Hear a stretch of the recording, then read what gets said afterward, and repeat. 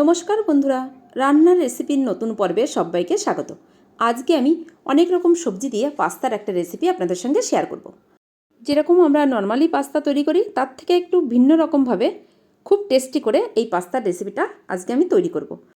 তার জন্য এই প্লেটের মধ্যে নিয়ে নিয়েছি পেঁয়াজ, ক্যাপসিকাম, গাজর, আলু আর ফুলকপি। আর এখানে নিয়েছি রসুন কুচি আর কাঁচা লঙ্কা কুচি। আর আগেই আমি পাস্তাটাকে ভালো করে সেদ্ধ করে জল ঝরিয়ে এই থালার মধ্যে রেখে দিয়েছি। এবার আমি চলে যাব মূল রান্নায়। চলুন তাহলে দেখে নেওয়া যাক। প্রথমে একটা ফ্রাই প্যান বসিয়ে দিলাম, তার মধ্যে দিয়ে দিচ্ছি রিফাইন অয়েল। তেলটাকে ভালো করে গরম করে নিয়ে দুটো ডিম এখানে ফেটিয়ে নিলাম। ডিম দুটোকে ভালো করে ক্রাম্বেল তৈরি করে নেব।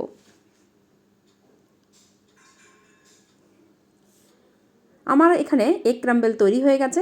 এবার আমি এগুলোকে তুলে একটা বাটির মধ্যে রেখে দিচ্ছি। আর এই প্যানের মধ্যে আরও কিছুটা তেল অ্যাড করে দিলাম। তার মধ্যে দিয়ে দিলাম রসুন কুচি। রসুনটাকে একটু কিছুক্ষণ ভেজে নেব, তারপর আমি এর মধ্যে দিয়ে দেব কাঁচা লঙ্কা কুচি।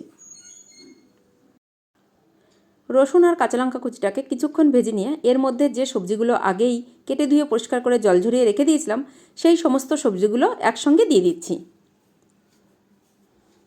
এর মধ্যে কি কি আছে আপনারা তো দেখে নিশ্চয়ই বুঝতে পারছেন। তাছাড়া তো আমি আগে বলেই দিয়েছি, পেঁয়াজ, ক্যাপসিকাম, গাজর, আলু আর ফুলকপি।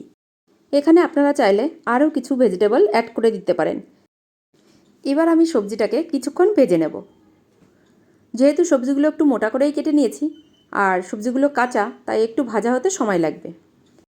আর সবজিগুলো ভাজা হতে হতেই এর মধ্যে আমি দিয়ে দেব স্বাদ মতন লবণ।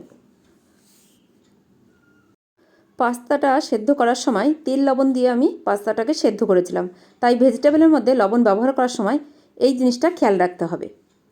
লবণটাকে দিয়ে আরও কিছুক্ষণ নাড়াচাড়া করে নিলাম। আর এই পাস্তার রেসিপিটাকে আরও টেস্টি করার জন্য এর মধ্যে দিয়ে দিলাম 1/2 চামচ মতন চিনি। চিনিটাকে দিয়ে একটু নাড়াচাড়া করে নিয়ে ঢাকনা দিয়ে ঢেকে দিলাম। সবজিটা থেকে অল্প পরিমাণে জল বেরিয়েছে, সেই জলেই কিন্তু সবজিটা ভালোভাবে সেদ্ধ হয়ে যাবে। ঢাকনাটাকে খুলে নিয়ে আরও কিছুক্ষণ সবজিটাকে নাড়াচাড়া করে ভাজা ভাজা করে নিলাম। আর তারপরে দিয়ে দিলাম আগে থেকে সেদ্ধ করে জল ঝরিয়ে নেওয়া পাস্তাগুলো। পাস্তাটাকে দিয়েও সবজির সঙ্গে নাড়াচাড়া করে মিশিয়ে নিচ্ছি।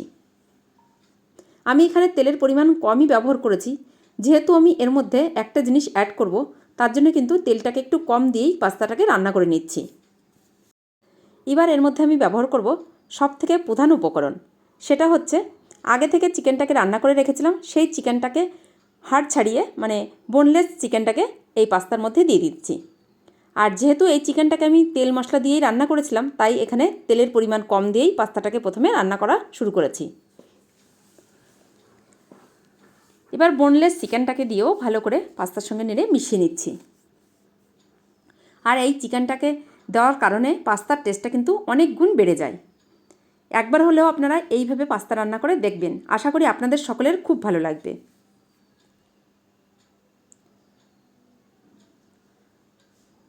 আলাদা করে চিকেন রান্না করার দরকার নেই।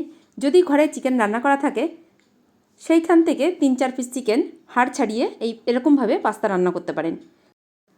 চিকেনটাকে ভালো করে পাস্তার সঙ্গে নেড়ে মিশিয়ে নিলাম। আর রান্নাটা আমার প্রায় হয়ে এসেছে। এই পর্যায়ে আমি যে এগ ক্রাম্বেল করে রেখেছিলাম সেটাকে দিয়ে দিলাম। ভালো করে মিশিয়ে নিচ্ছি। এবার কিছুক্ষণ নাড়াচাড়া করে নিয়ে এটাকে কিন্তু নামিয়ে নিলেই চলবে। দেখলেন তো কত অল্প তেলে পাস্তাটাকে রান্না করে নিলাম, কারণ যেহেতু আমি রান্না করার চিকেন ব্যবহার করেছি তার জন্য। কিন্তু আমার চ্যানেলে নতুন বন্ধু হলে চ্যানেলটিকে সাবস্ক্রাইব করার অনুরোধ রইল আপনাদের সকলের কাছে। আর পাশে থাকা বেল আইকনটিকেও ক্লিক করে দেবেন। যখনই আমার চ্যানেলে নতুন কোনো ভিডিও আপলোড করব সবার আগে নোটিফিকেশন পৌঁছে যাবে আপনার কাছে। যদি এই ভিডিওটি আমার ফেসবুক পেজে দেখে থাকেন অবশ্যই কিন্তু আমার পেজটাকে ফলো করার অনুরোধ রইল। রান্নাটা আমার হয়ে গেছে। এবার আমি এটাকে নামিয়ে নেব। নামানোর আগে ওভেনটাকে বন্ধ করে ঢাকনা দিয়ে ঢেকে রেখে দেবো 2-4 মিনিটের জন্য। 2-4 মিনিট পর আমি ঢাকনাটাকে খুলে নিয়ে একটা প্লেটের মধ্যে সার্ভ করে নিচ্ছি। আপনাদের কেমন লাগলো রান্না করা চিকেন দিয়ে পাস্তার রেসিপি অবশ্যই কিন্তু কমেন্ট করে জানাবেন।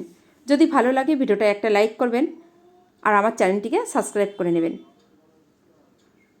কেমন লাগলো কমেন্ট করে জানাতে কিন্তু ভুলবেন না। আজ তাহলে এই পর্যন্তই। অন্য কোনো দিন ফিরে আসবো অন্য কোনো রেসিপি নিয়ে। ভালো থাকবেন, সুস্থ থাকবেন। আর অবশ্যই আমার চ্যানেলের সঙ্গে থাকবেন। আর এরকম সহজ সহজ রেসিপি পেতে অবশ্যই কিন্তু চ্যানেলটিকে সাবস্ক্রাইব করে নিতে হবে। প্রথম থেকে শেষ পর্যন্ত আমার এই পাস্তার রেসিপি দেখার জন্য আপনাদের সকলকে অনেক অনেক ধন্যবাদ।